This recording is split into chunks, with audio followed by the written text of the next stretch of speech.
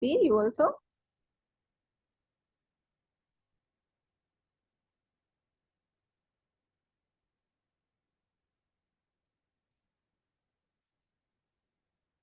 See, photophosphorylation is the synthesis of ATP in the presence of light.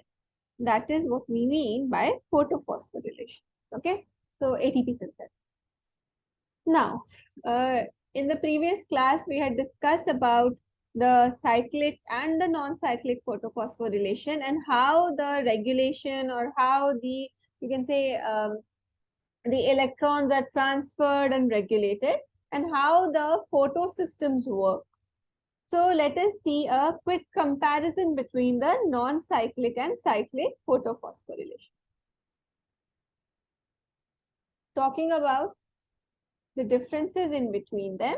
So the non-cyclic photophosphorylation, it has both PS2 and PS1, isn't it?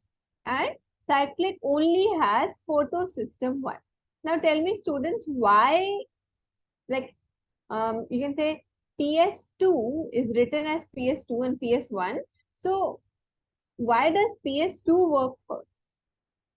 If PS2 is working first, then why isn't it called as PS1? Or am I confusing? Am I confusing you? Okay. What is the full form of PS?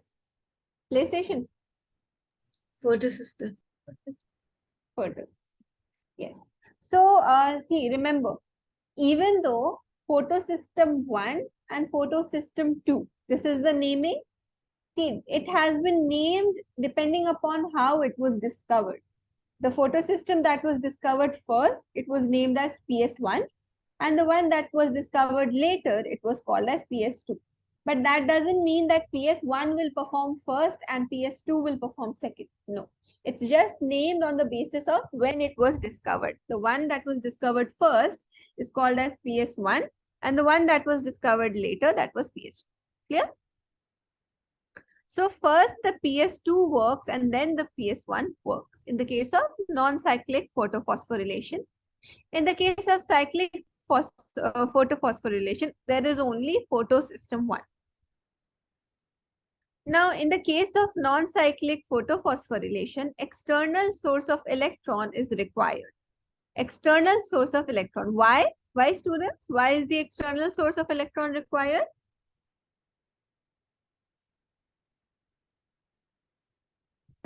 To replace the electron which gets used up. Very good. Exactly. To replace the electron that has been used up by the photosystem. But since the cyclic is a round process, it ends where it starts from. So the externally present electron source is not required in them. Now, in the case of non-cyclic photophosphorylation, the photolysis of water takes place. Photolysis means breakdown of the water in the presence of light. Photo means light and lysis means breakdown. So, whenever the breakdown of water is taking place in the presence of light, we call it as photolysis. And that same thing, meaning the photolysis does not take place in the the cyclic photophosphorylation. Now, in the case of non-cyclic, ATP and NADPH, they are both synthesized. But in the case of cyclic, only and only ATP is synthesized. Talking about the location as to where it takes place. So, the non-cyclic photophosphorylation, it takes place in the thylakoid membrane. And the cyclic photophosphorylation, it takes place in the stroma lamellae. That is the location. What is a stroma lamellae, students? It is the one which joins two granas or thylakoids. Correct. It is the lamellar structure that will join the stack of thylakoids called as the grana. Right. Very good. Okay.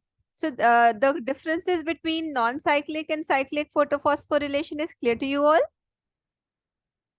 Yes, Always ma'am. remember one thing, students, that this can be asked in many questions. Okay, they can ask, like, write the differences and they'll make it a 5 marks question. So if you mention all of these points, Full marks are confirmed. Now talking about chemiosmotic hypothesis. This is a hypothesis that explains how ATP might have been made in the chloroplast, how the formation of ATP takes place. Now, this chemiosmotic hypothesis, it was given by Peter Mitchell, okay, P. Mitchell. And this hypothesis explains the synthesis of ATP in the chloroplast. Now, the formation of ATP is linked with the development of proton gradient. First of all, you people tell me what is the meaning of a gradient. Difference in concentration or in increasing or decreasing order. Meaning at one place there is a higher concentration of anything, and at the other place there is a lower concentration of anything. So that is a gradient. So when we are talking about a proton gradient, meaning at one place the H plus ion that will be present in much more amount, and in the other place it will be present in the less amount. In this case, in the chemiosmotic hypothesis case, the proton is present more in number in the lumen of the thylakoids, the lumen area. Okay. Now let us see how this gradient develops. So there are three ways through which the gradient develops. The first one is photolysis of water towards thylakoid lumen, meaning the breakdown of water takes place towards the lumen of the thylakoid, which causes the proton to be collected in the lumen, the first case.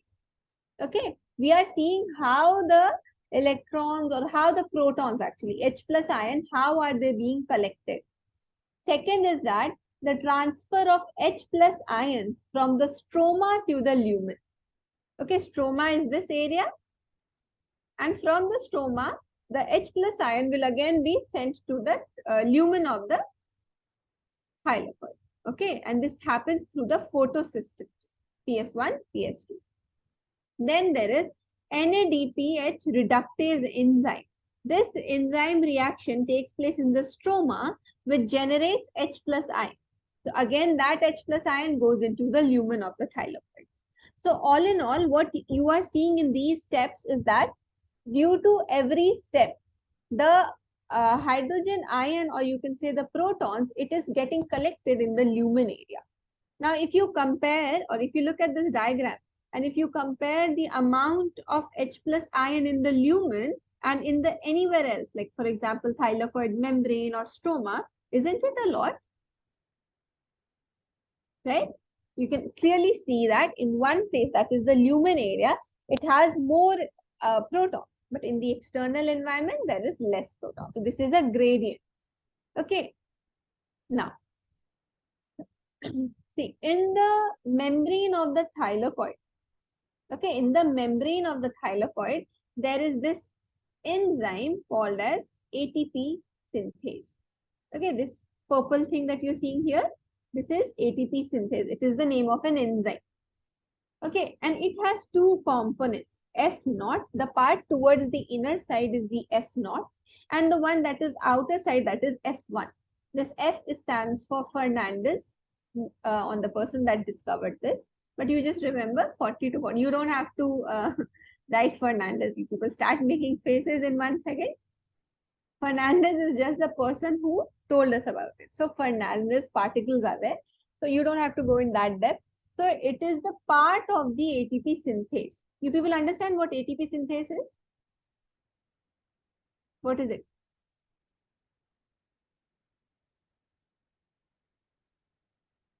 It What is did I an tell you? enzyme. It is an enzyme. Okay. See, this ATP synthase is also called as ATPase.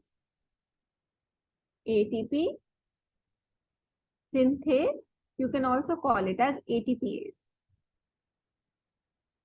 Meaning it will make ATP. Okay, this is the name of the enzyme, and it has two particles, F naught particle, F1 particle. Okay, so I'll write here.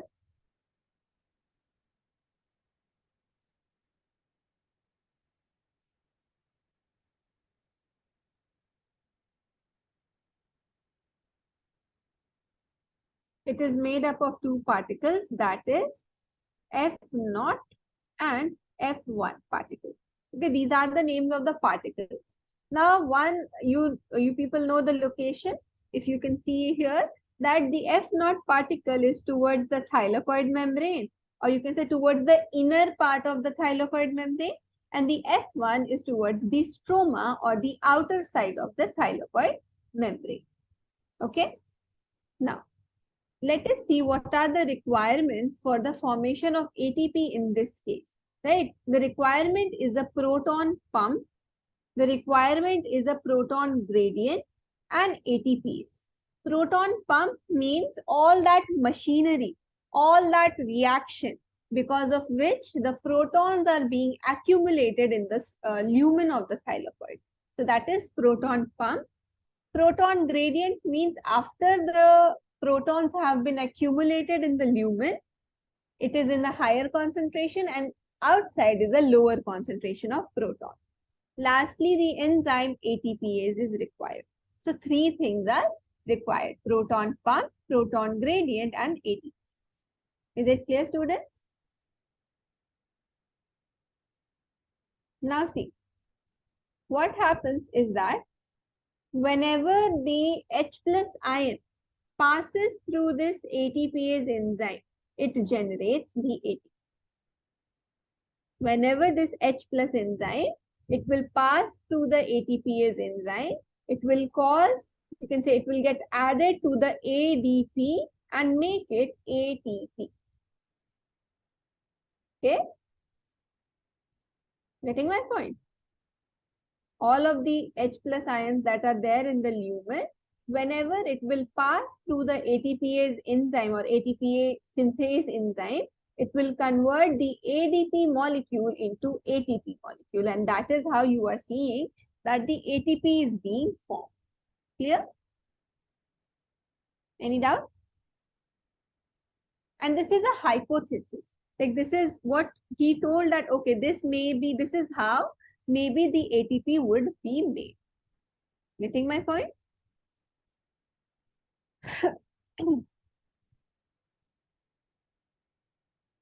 Now moving forward, we know that after the process of photosynthesis is done, the two molecules are made, that is ATP and NADPH.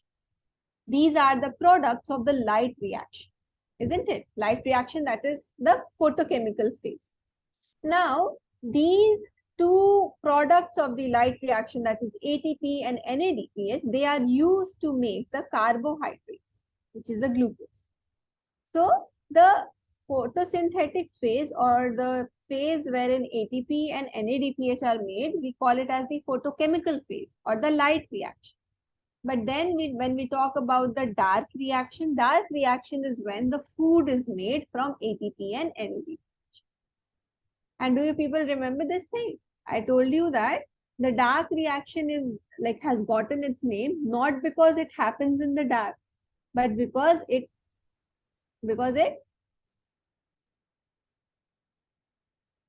why is dark reaction called as dark reaction? It uses up the products of light reaction. Because it uses the products of light reaction. So you can say the dark reaction is a light reaction dependent process, isn't it? Because it depends on the products of the light reaction. And we say that the dark reaction is the biosynthetic phase because it synthesizes glucose. And the light reaction is the photochemical. Now, in the case of dark reaction, the CO2 molecule gets reduced to form carbohydrate, that is glucose.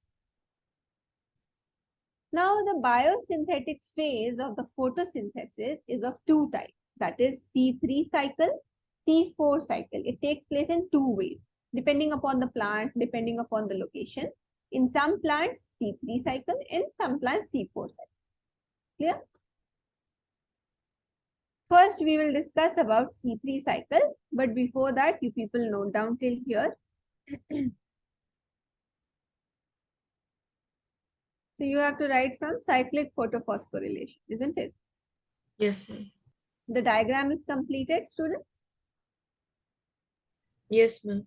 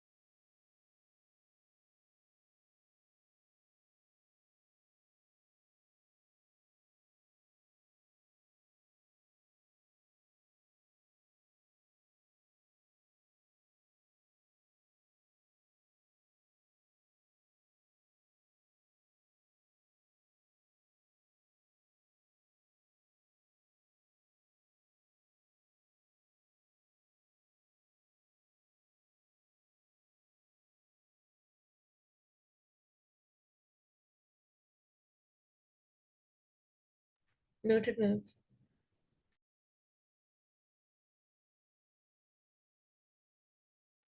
All of you are done, students?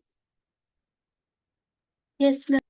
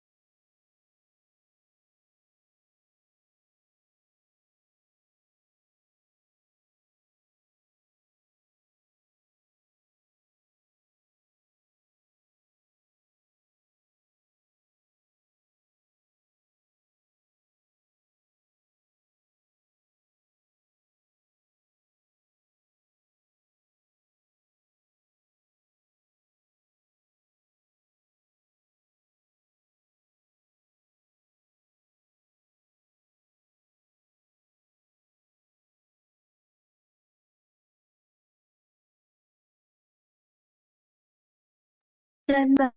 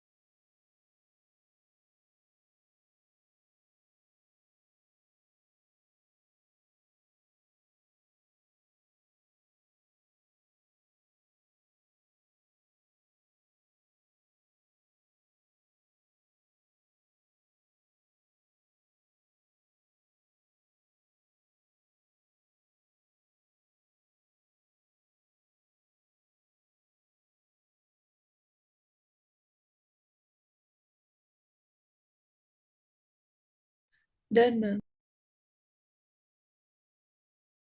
Everyone's done?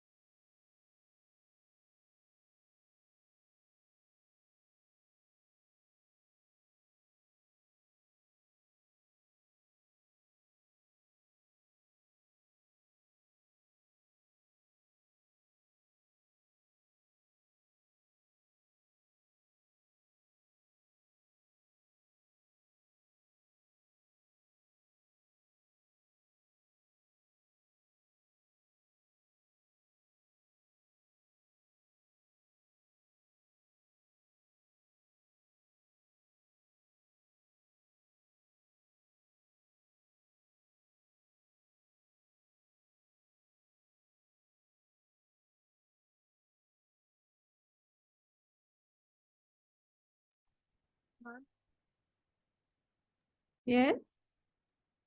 In non-cyclic relation, NADP is also synthesized, right? Hmm. Yes. See, this NADPH that I've written, what happens is that NADP, okay, NADP plus, it gets added with one more hydrogen ion and that becomes NADPH.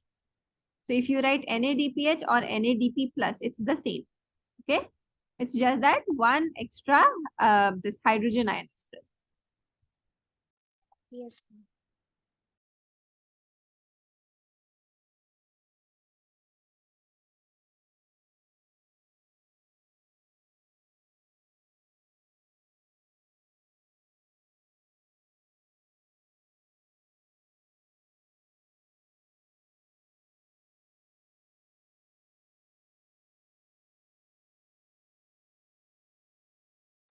Noted, ma'am.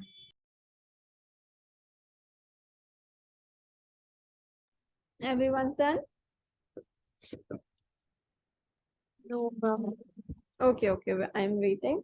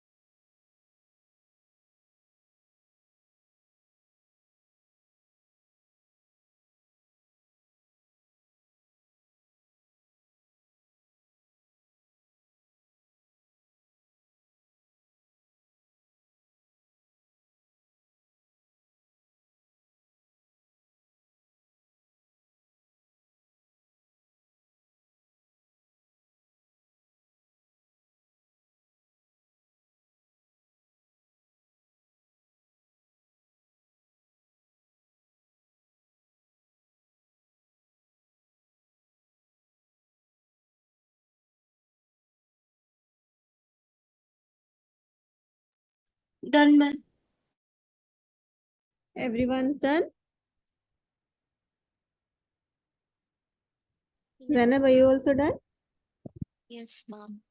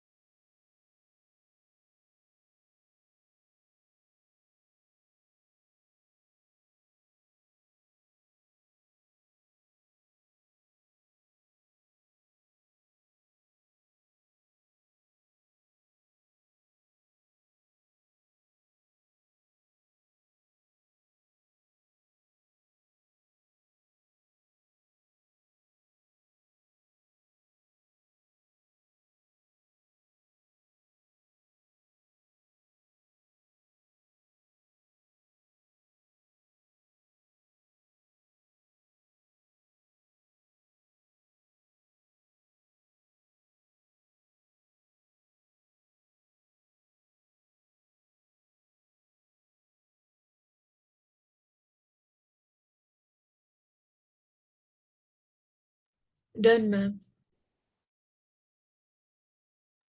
Everyone's done? Yes, ma'am.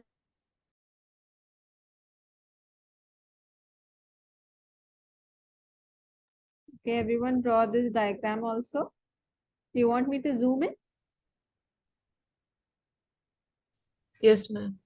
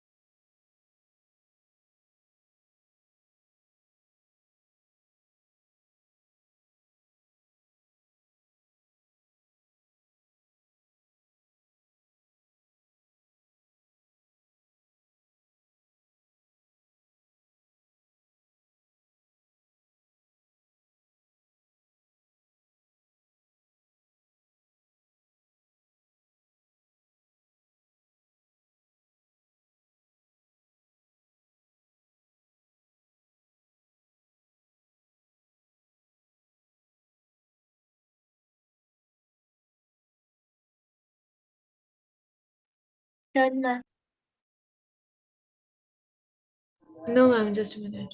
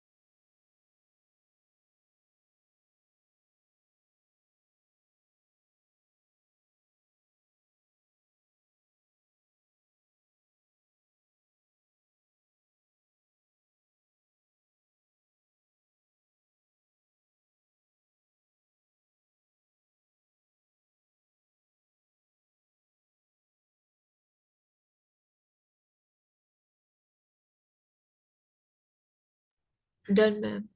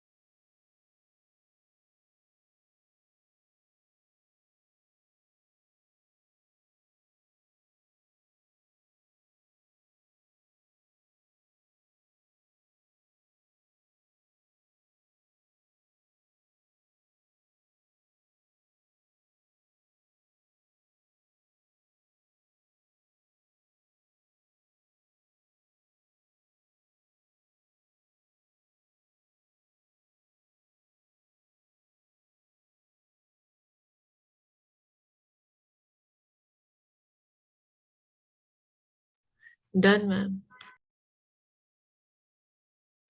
Everyone's done?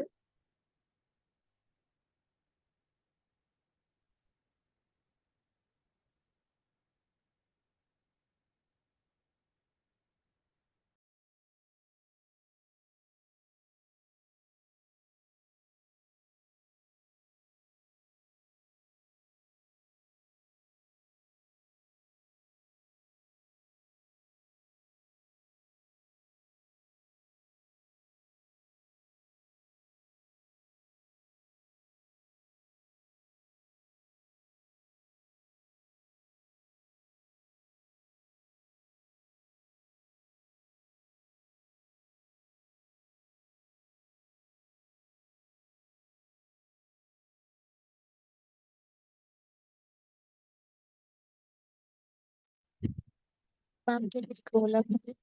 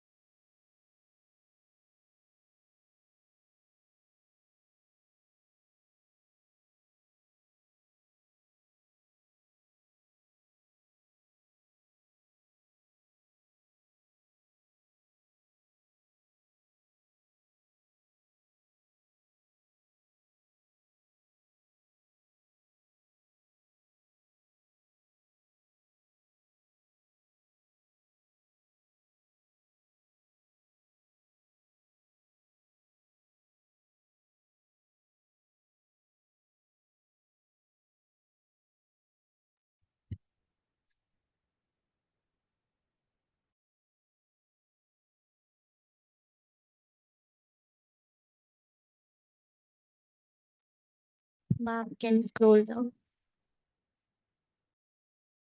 Yes, everyone's done?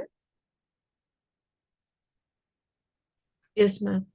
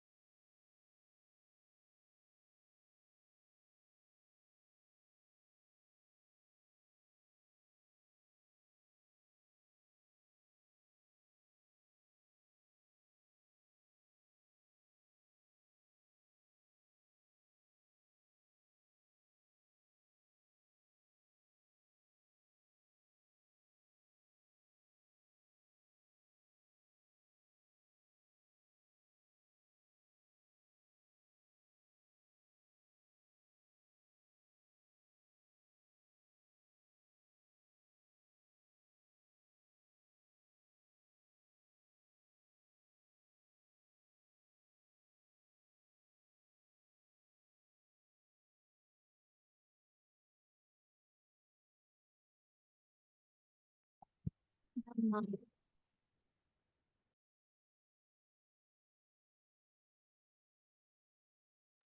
Okay, everyone's done?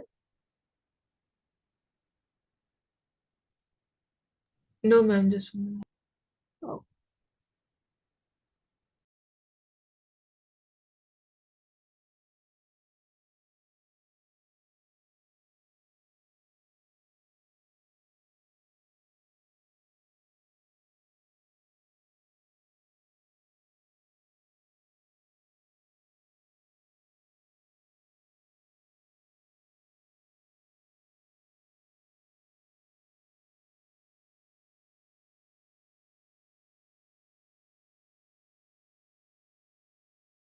Done, ma'am.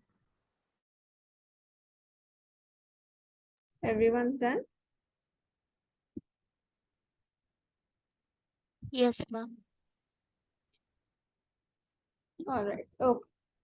So now we are going to talk about the C3 and C4 cycle. Now see, cycle you already know it is like a cyclic process.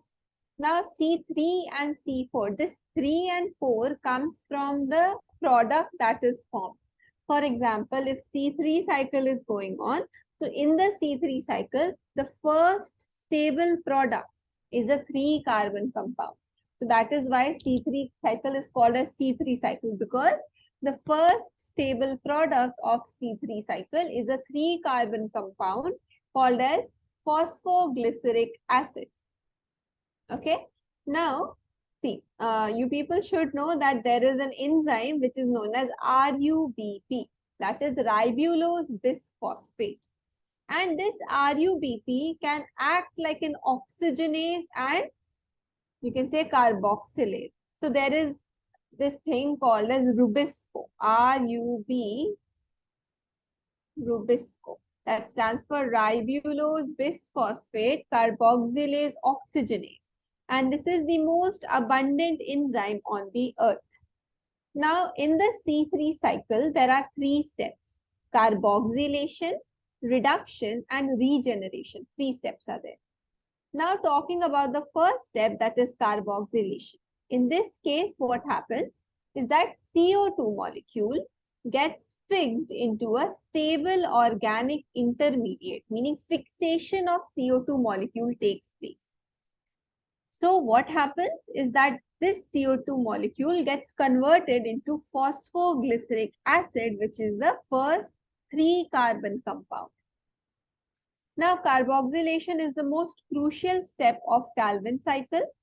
The CO2 is utilized for carboxylation of RUBP. Now, like I told you, that ribulose bisphosphate is the most abundant enzyme in the world, in the whole biosphere. So, whenever this carbon dioxide is added to RUBP, then it gets converted into phosphoglyceric acid. And this reaction wherein the carbon dioxide gets added to the RUBP, the catalyst or the enzyme that is used for this is Rubisco. Okay, Rubisco. That is ribulose bisphosphate carboxylase oxygenase. See, carboxylase oxygenase means that this enzyme can bind with carbon dioxide also, and it can bind with oxygen also. So in this case, it is binding with the carbon dioxide.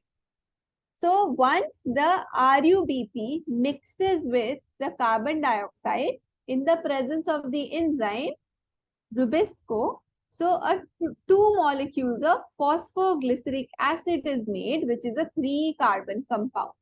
So this results in the formation of 2 molecules of 3 phosphoglyceric acid, that is 3 carbon compound.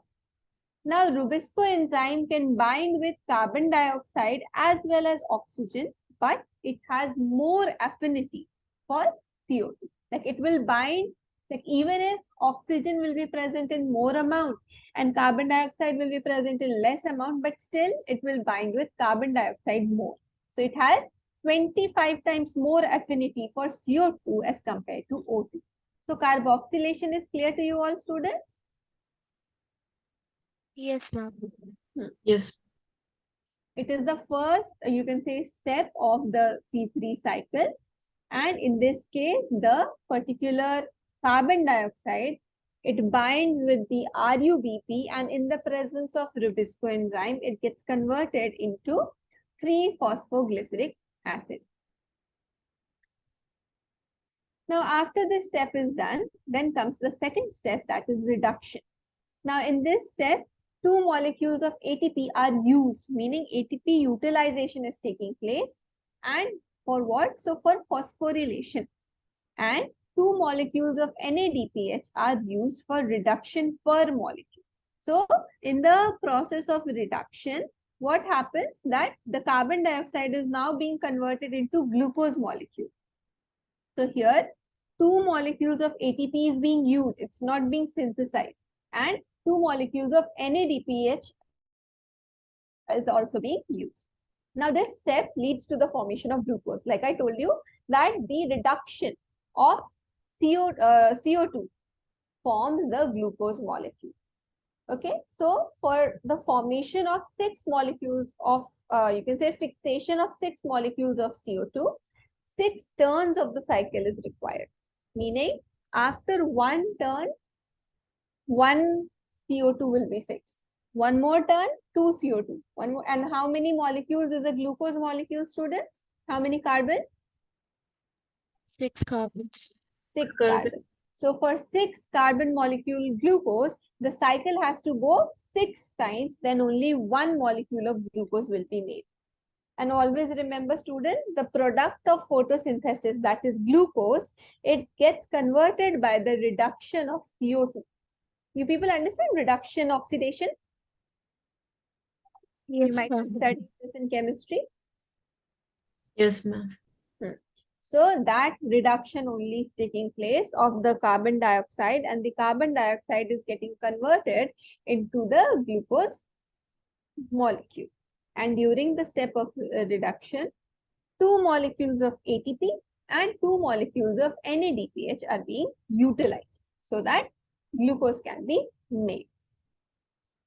Then comes the last step, that is regeneration. So here the carbon dioxide acceptor, that is RUBP, it has to be regenerated, right? It has to be formed again so that this cycle will keep on going and going. So for this, one molecule of ATP is required for phosphorylation to form RUBP. Like regeneration of RUBP has to be done. So remember, all in all, if we are seeing for one molecule of glucose, 3 molecules of ATP and 2 molecules of NADPH are required. Now, can you tell me how? How 3 and 2?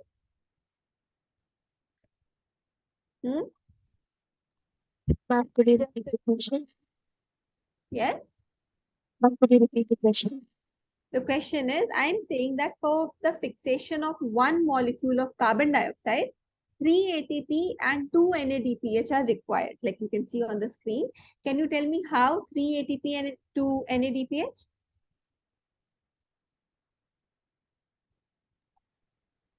Ma'am, because of the 6 carbon.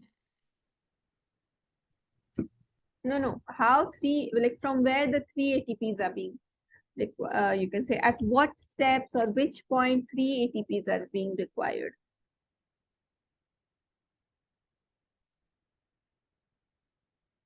See, in the reduction step, 2 molecules of ATP were being utilized. And then for regeneration, 1 ATP is again utilized. So all in all, 3 ATPs are being used. And in the reduction step, only 1 NADPH was being utilized.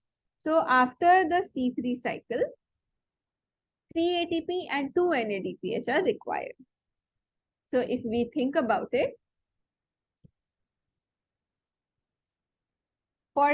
for one CO2 that is happening. So for 6 molecules of CO2, so that's 1 molecule of glucose can be formed. So 6 turns will be required. So 3 into 6, that is 18 ATP will be required for 1 molecule of glucose, and 2 into 6, 2 NADPH into 6 turns again will be, so 12 NADPH will be required. So 18 ATP and 12 NADPH for 1 glucose molecule.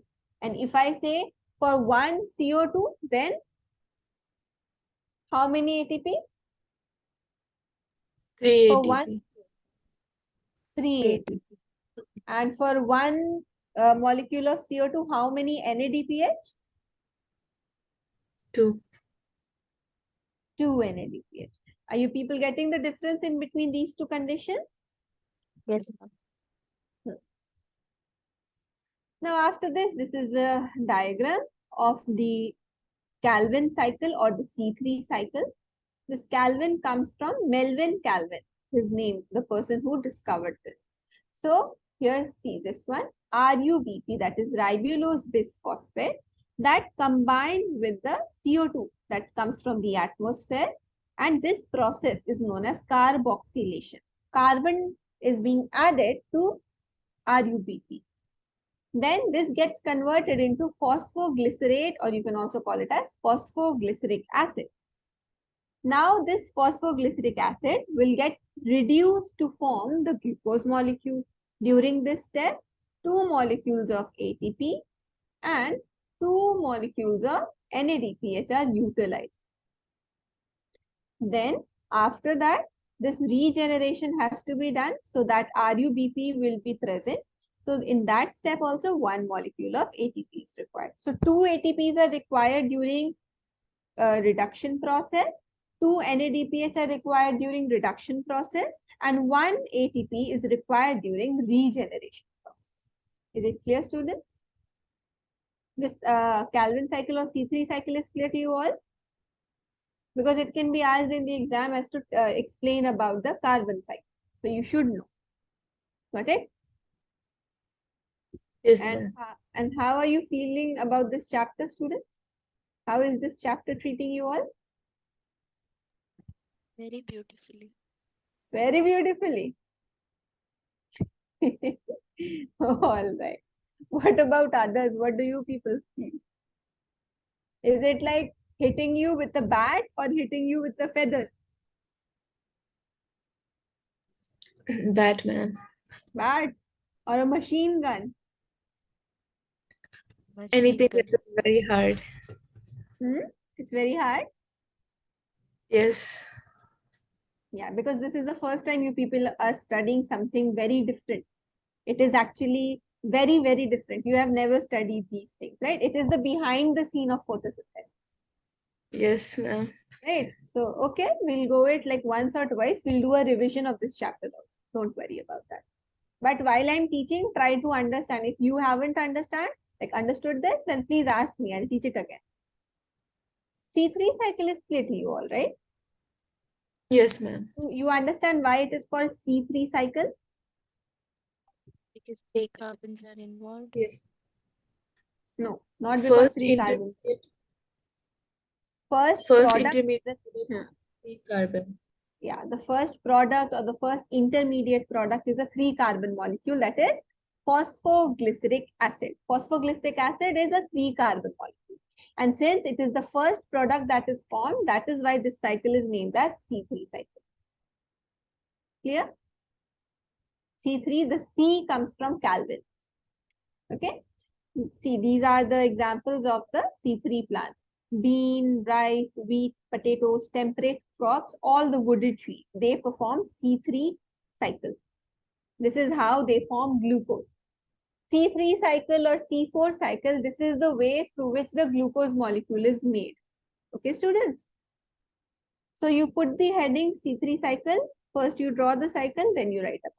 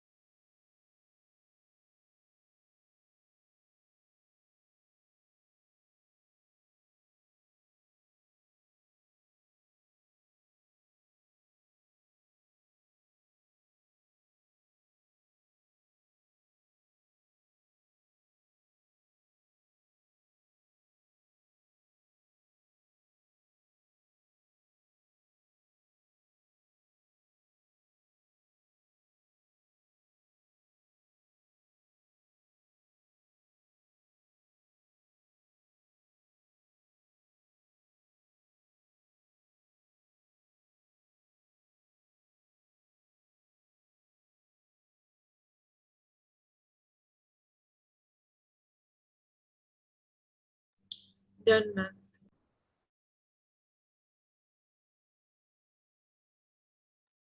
Everyone's done? Yes, ma'am.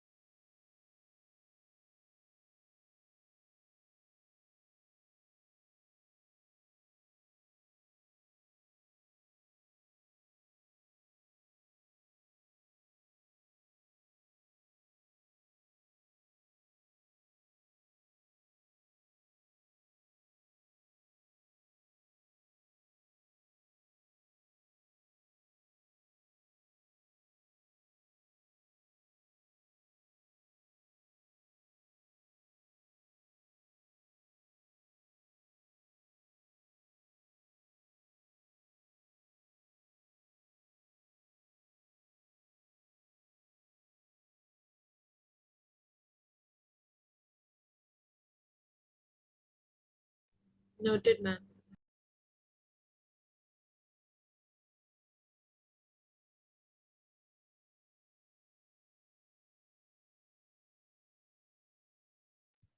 Okay, Zanel. You can leave the class if you're feeling unwell. Yes.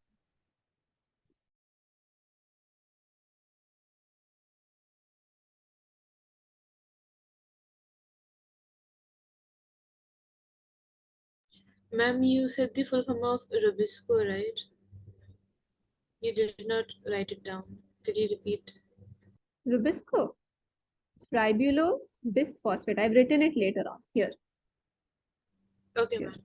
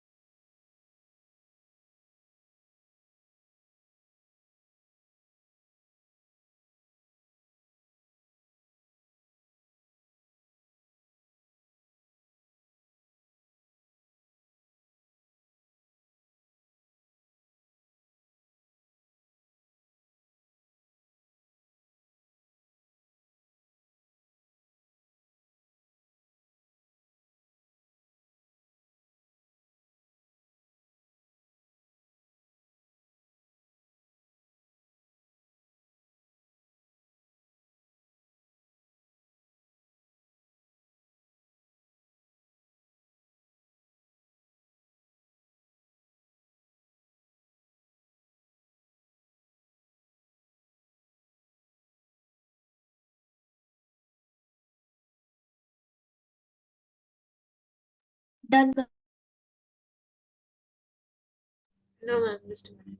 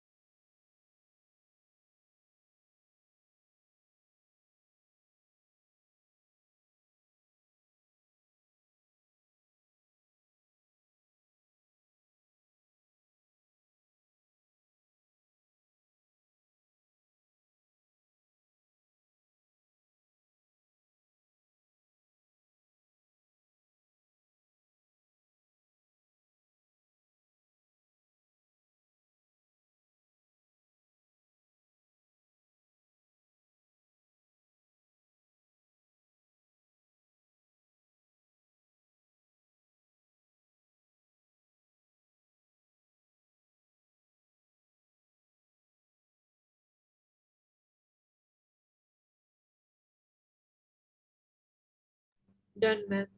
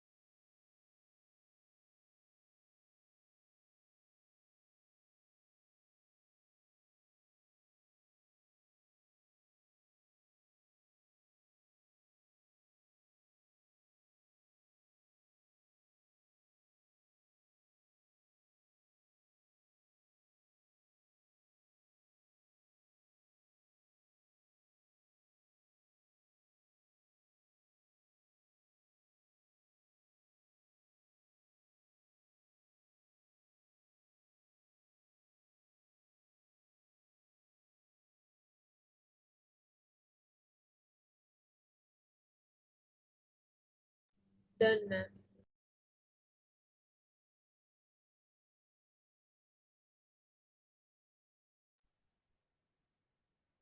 Both of you are done? Yes, ma'am.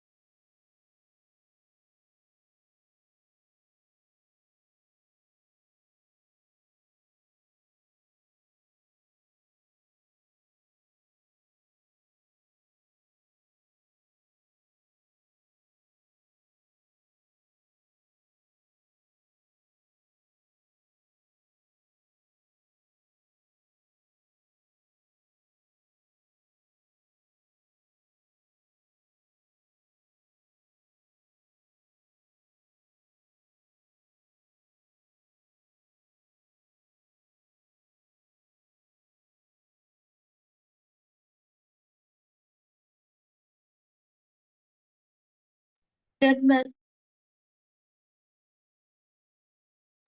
Just a minute, ma'am.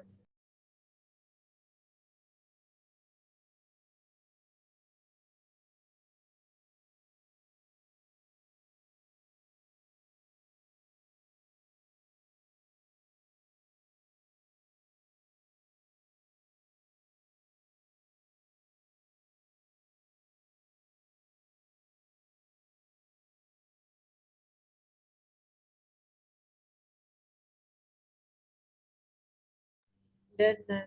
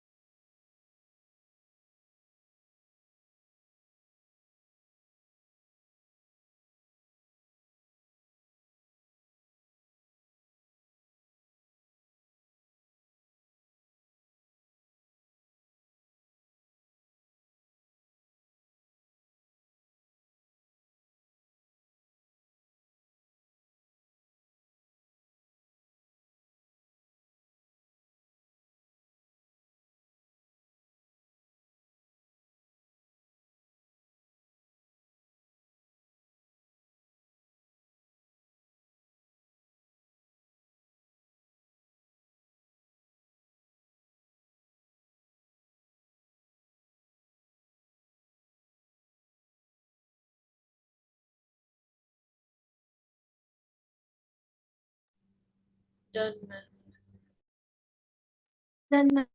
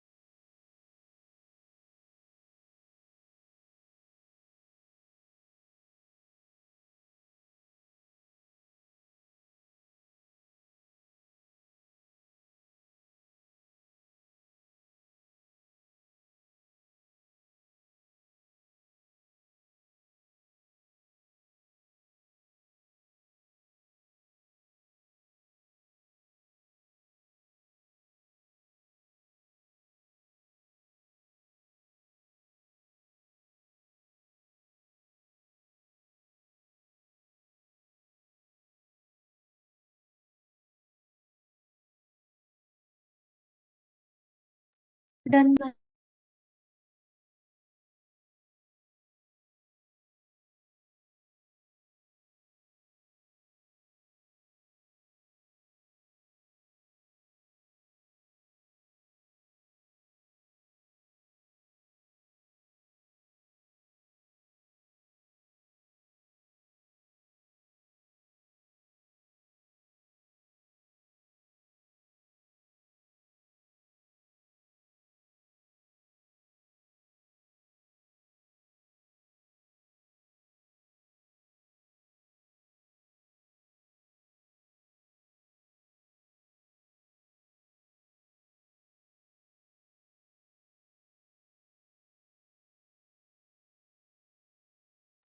Done, students?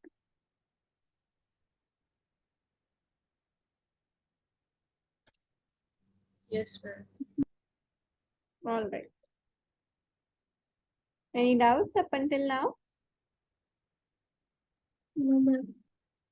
No. All right. Okay, so now moving forward, we'll talk about the C4 cycle or the C4 pathway. Now, see, C4 pathway, just like how C3 pathway was named so because of the first intermediate, same is the case of C4 pathway. It is also named C4 because the first stable product will be how many carbon compound? 4 carbon. 4 carbon compound. Okay, it is oxaloacetic acid in this particular case. Now see, just like how the C3 cycle had a name called as Calvin cycle, the name of the C4 cycle is Hatch and Slack pathway. Now, while you people like studied the chapter called as Anatomy in Flowering Plants, did you people study about the Kranz anatomy? Remember Kranz anatomy? Yes, ma'am. Not. What was Kranz anatomy? Tell me.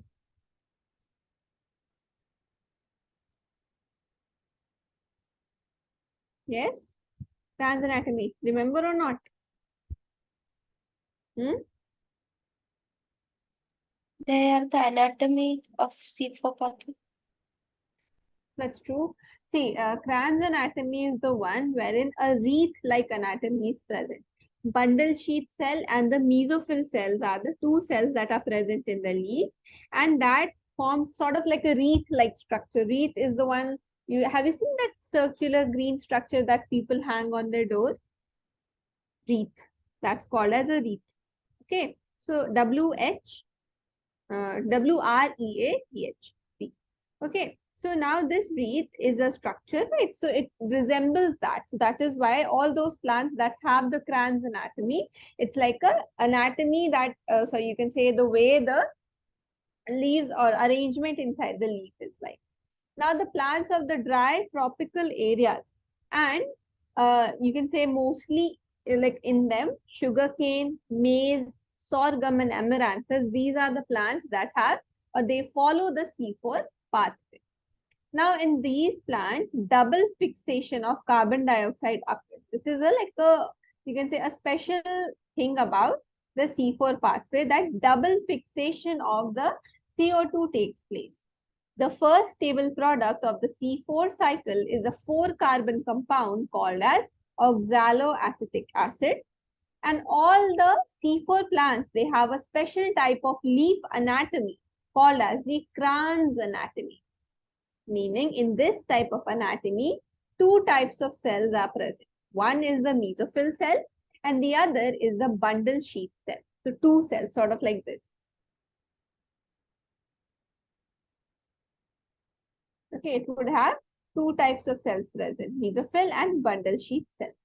Now C4 plants, they are special plants because they can tolerate higher temperature. They are much more efficient. They are much more better as compared to the C3 plants. And they show response to high light intensity, meaning their absorption is at a really high light intensity. And they are also very efficient because they do not have a wasteful process called as photorespiration. I'll tell you what photorespiration is later on, but for now you understand that photorespiration does not take place in the C4 plants, and because of this very reason the C4 plants are much more, you can say, efficient. They are better than any other plant. Now they show great the C4 plants, they show greater productivity when you compare them to the C3 plants. So all in all, C4 plants have a lot of, you can say, advantages, and they have a lot of productivity if you compare them to the C3 plants. Clear, students?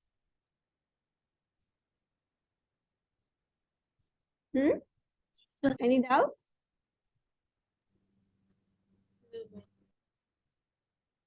Now this is the pathway. Okay, we are going to study the pathway in the next class. I'll not teach it today.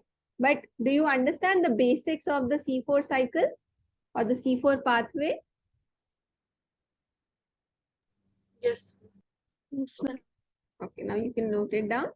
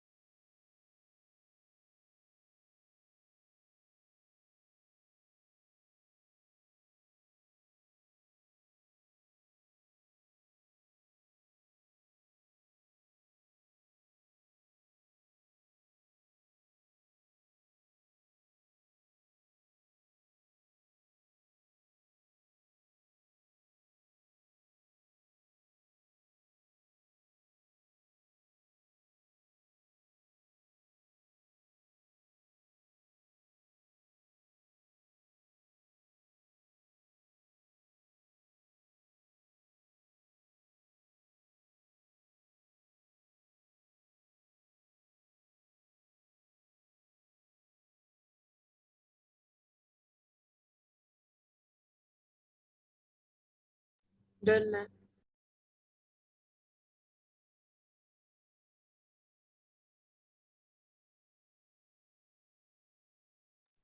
Done? Both of you?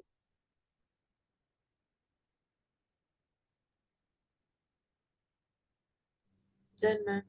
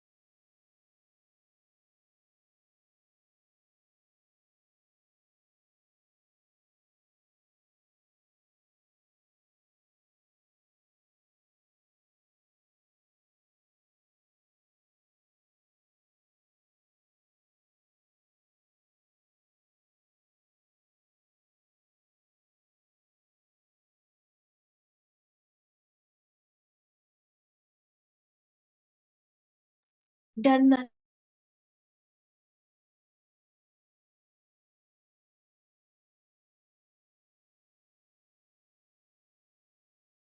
Done? Both of you? Yes, ma'am. Yes.